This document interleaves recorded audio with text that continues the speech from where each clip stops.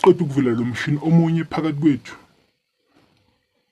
uzongena phakathi kwelo mshini alinde khona until ekuseni, and then abantu mabafika bazodeposit imali uyayithatha then thina zokulanda ntambama. Okay, and then abantu mabazo-withdrawa uzoyenza njani ke?